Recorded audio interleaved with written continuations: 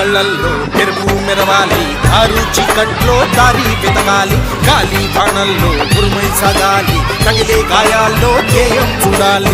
ఒకటే జననం, ఒకటే మరణం, ఒకటే గమనం, ఒకటే గమ్యం. గెలుపు పొందే వరకు గలుపు లేదు మనకు.